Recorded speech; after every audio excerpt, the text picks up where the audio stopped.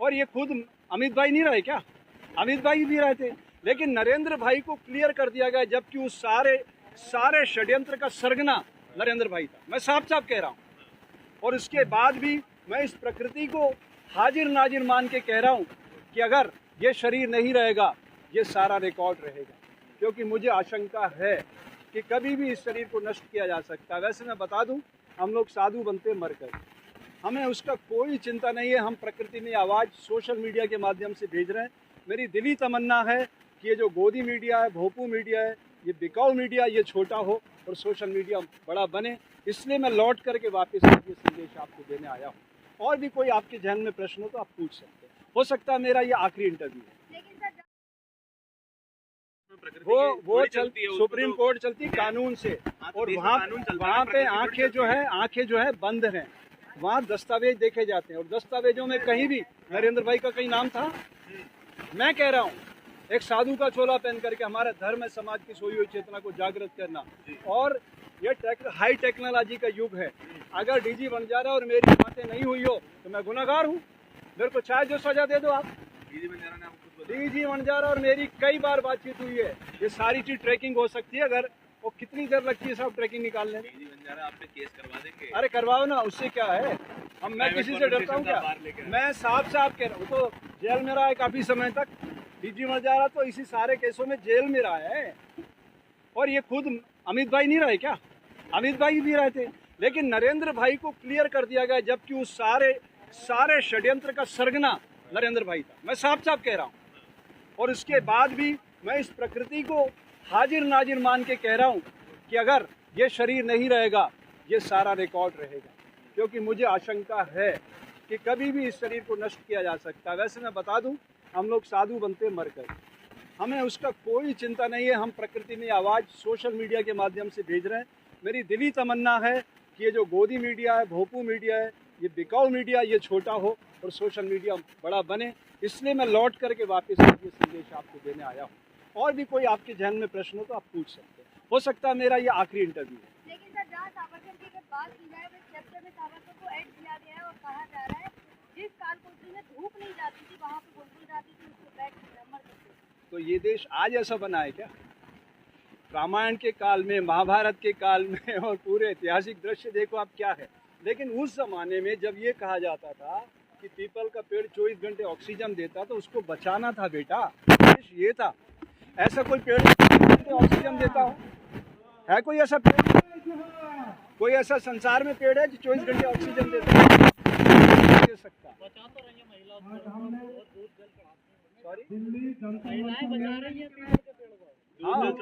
आप एक बात बताइए, मैं तो हमेशा कहता हूँ बेटा, आप कितनी बार इंटरव्यू ले चुके हो, ये भोली भाली जनता है, भेड़ बकरियों की तरह इनको हाँकने की कोशिश की जा रही है।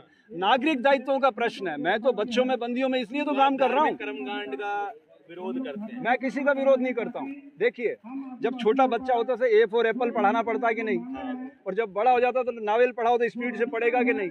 तो वो रुकने के लिए नहीं है, उससे आगे क्या दिया है। मेरा ये कहना है कि प्रकृति ने मानव को चलता फिरता देवालय बनाया है। 33 करोड़ देवी देवता थे, वो प्रतीकात्मक संदेश था। आज 1 करोड़ देवी कोटि थे, 138 करोड़ देवी देवता, मतलब हम सब देवी देवता हैं। आप समझिए, हम सब देवी देवता है, चलते फिरते देवालय हैं। वो मूर्तियों में थोड़ी बैठा है, वो तो हमारे भीतर बोल रहा है। ये कौन उसको वाणी दे रहा है? ये अंदर से कौन बोल रहा है? इस शरीर को नष्ट कर सकते हो आप। क्या? सॉरी, नहीं, ये प्रकृति ने बनाया चलता फिरता देवालय। इसमें सब कुछ है। ये खाता है, पीता है, भोगता है, रोता है, गाता है, करुणा, दया, प्रेम, माधुर्य, सब तो है इसके अंदर। गौतम बुद्ध ने जो जाना, देखिए, मुनि पतंजलि और गौतम बुद्ध देश के 2 महान नायक हुए आध्यात्मिक जगत के, और इनको इस नक्षत्र को स्थापित करने वाला कबीर है। कबीर क्या कहता है? एक कुआं ऐसा देखा जिसमें लगी है आग, कादा कीचड़ जल रहा, मछली खेले फाग। मछली नाम आत्मा का है। बुद्ध नहीं मानते थे आत्मा को। उन्होंने कहा मेरा कोई अनुभव नहीं। ये भी कहते थे कि ईश्वर ही नहीं है, ईश्वर जैसी कोई चीज। वही तो, जब आत्मा, भाई आत्मा ही तो परमात्मा का अंश है। बात ये है, मुनि पतंजलि कहते थे प्राणायाम से अपने शरीर के भीतर खोजो क्या छुपा हुआ है। अच्छा, आपके इतने प्रश्न हैं, आपके इतने प्रश्न, मेरा प्रश्न आप सब लोगों से, आप सब लोगों से। आप हिंदू हैं, राम का रा बोल के दिखा दीजिए श्वास लेते हुए, मुट्ठी कटा के आपके चरणों में गिरा दूंगा। अरे मुस्लिम मानते हो, कुछ तो मानते कुछ होंगे। नहीं मानता, इंसान के अलावा कुछ तो नहीं। फिर सबसे बड़ी चीज तो यही है।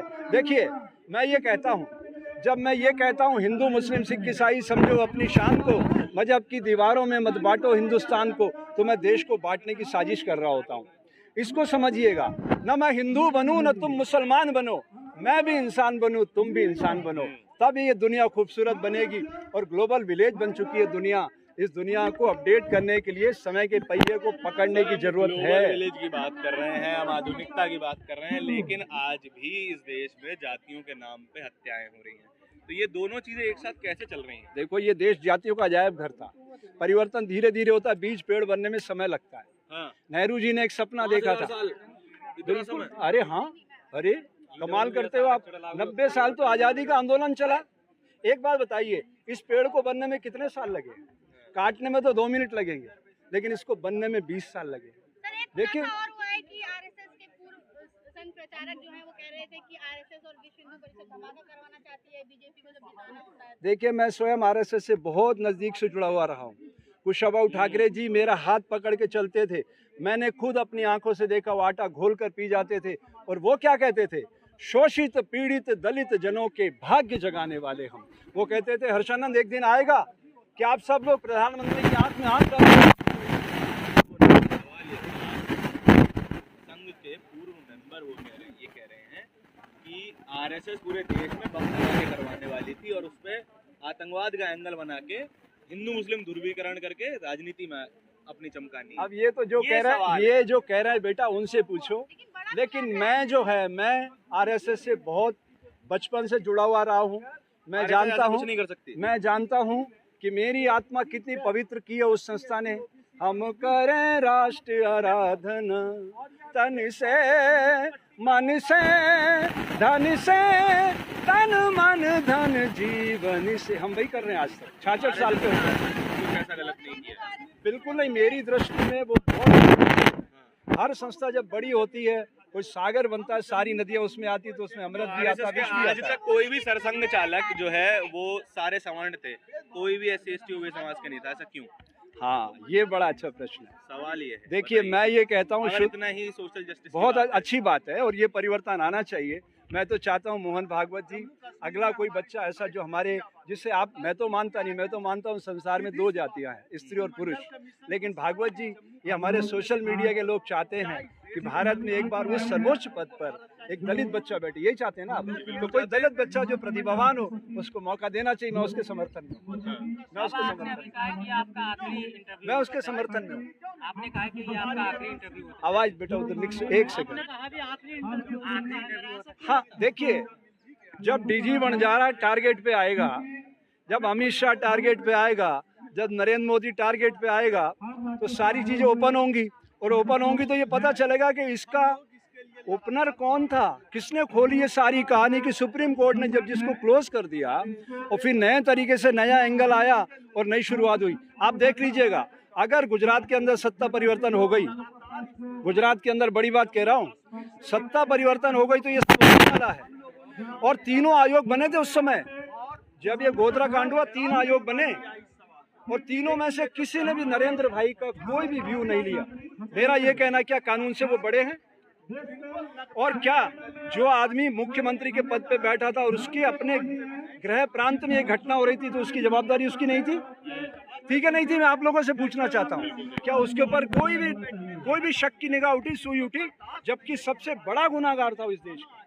तो मेरा साफ साफ कहना है, कानून से बड़ा कोई नहीं है।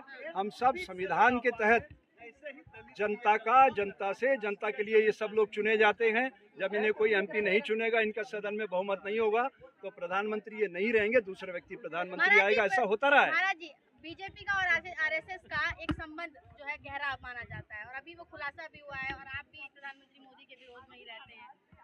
मुझे तो साफ साफ कहा उन्होंने। हमारे लोग कहते थे आप कहीं भी रहो, हमें आपकी जो विचारधारा, हमें कुछ नहीं कहना। लेकिन अगर आप अपने भीतर, विचारधारा एक नहीं है, सवाल ही नहीं उठता है। आरएसएस का व्यक्ति किसी, बिल्कुल, देखिए यही तो भ्रम है। देखिए आप एक बात समझिए, अभी सरकार में कितने लोग हैं जो कांग्रेस के लोग थे और अभी सरकार में हैं? हिसाब है आपके पास? ज्योतिरादित्य सिंधिया कहाँ था? 50% है कांग्रेस। तो फिर इसलिए तो मैं कह रहा हूँ कांग्रेस मुक्त, भाजपा युक्त, विकास लुप्त। अरे विकास की बात करो, अब ये बीजेपी कांग्रेस की बातें करना छोड़ो। मेरा आखिरी संदेश है देश की जनता को कि आप लोग अपने अच्छे एमएलए एमपी चुनो, उन्हें मुख्यमंत्री प्रधानमंत्री चुनने दो। अगर आप प्रधानमंत्री मुख्यमंत्री सीधे चुनने की ख्वाहिश रखते हैं तो अमेरिका में जाओ, जहाँ का वीज़ा भी नहीं मिलता है। आप भारत में खड़े हो, भारत में एक सच्चा लोकतंत्र, ऐसा लोकतंत्र आएगा जिसमें जनता की भागीदारी होगी, उसके लिए आपको एमएलए एमपी चुनना होंगे। हाँ, बड़ी बात कह दी आपने। एक तंबू तानने वाला कस्टम के जरिए आपका, हमारा देश की जनता का अरबों रुपया उसने लूट लिया और नरेंद्र भाई के माध्यम से लूटा उसने। 2 अधिकारियों को नरेंद्र भाई ने प्रभाव में लिया। मुंद्रा कांगड़ा एरिया है, वहाँ पे कस्टम कमिश्नर और जीएसटी कमिश्नर कागज के जरिए लूटा गया है। वो कैसे, वो भी मैं बता दूं सोशल मीडिया के लोगों, तभी आपके काम आएगा। जैसे जूता बनाने वाला लघु उद्योग को सब्सिडी होती है भारत सरकार की तरफ से बढ़ावा देने के लिए, 500 रुपए का जूता है, 300 रुपए की सब्सिडी है, और एक कंटेनर छोटा हो तो 20,000 जोड़ी जूता जाता है। हिसाब लगाते रहिए, रोज अरबों रुपए कमाया जा सकता है। कोई माल जाता नहीं, कागज चलता है। खुशी नहीं सर आपको भारत का आदमी पैसा कमाना गलत थोड़ी है। ये तो देश का पैसा, किसका पैसा है? आप परिश्रम कर रहे हो ना यहाँ पे। अगर दो कमिश्नर आपके पटाव में आ जाए, जीएसटी वाला और कस्टम वाला, और आप करोड़ों रुपए का चूना लगाओ, तो पैसा किसका है? वो बढ़ावा किस लिए दिया जा रहा है? उद्योग को। उद्योग बढ़ाने का मतलब क्या? रोजगार मिलता है जनता को। तो जनता को रोजगार मिला क्या? कागज पे घुमा दिया आपने। ये तो देश पे डकैती है आपकी। तो डकैती को रोकना हमारा धर्म नहीं। हमने साधु का चोला क्यों पहना? साधु का धर्म है समाज की सोई चेतना को जागृत करना। आप आरएसएस को इतना अच्छा बताते हैं, आरएसएस को नहीं दिखता ये सब? अरे भाई, अभी सत्ता या फिर बस आरएसएस हिंदू मुसलमान में लगता है? अभी जो है भारत में नाग कंपनी इस्टेब्लिश हो चुकी है।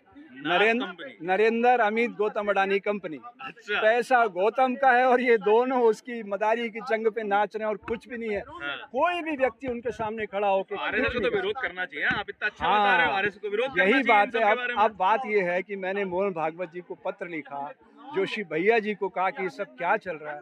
वो सब हाथ खड़े कर रहे हैं कि हम कुछ नहीं कर सकते।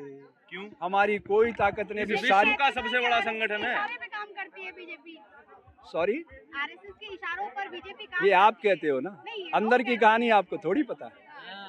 गौतम अडानी का पैसा लगा हुआ, पैसा कहाँ से लाते? राजनाथ सिंह उम्मीदवार होता उस समय तो गोवा में उसने साफ साफ कह दिया, देखो नरेंद्र भाई ने, कि देखो पैसा मैं लगा रहा हूँ, गौतम भाई पैसा लगाएगा, मुझे कैंडिडेट घोषित करना पड़ेगा। 2013 में साफ साफ कह दिया था उन्होंने। अच्छा। जब राजनाथ सिंह विड्रॉ हुए। एक बात बताइए, सबसे बड़ी हाँ, ये तो जनता तो भोली भाली है। इसको तो देखो अभी तक क्या हुआ। चांदी की पायजेब, दारू की बोतल, मुर्गा, 500 रुपए का नोट, इस पे ठप्पा मार देना। जी भाई साहब, बिल्कुल मार। जनता को बेईमान कह रहे हो आप? नहीं, भोला कह रहा हूँ। भोली, वो अपने मत की कीमत नहीं समझती है। मतलब जिसको बेईमान न कहा जा सके उसे भोला कह दो। नहीं, वो बेईमान कैसे हो सकते हैं? उनको तो बेचारों को लगता है 5 साल में एक दिन हमें उत्सव का मौका मिला। अच्छा। आप समझिए, वो पेड़ से सोच रहे हैं। सोचने के लिए दिमाग है।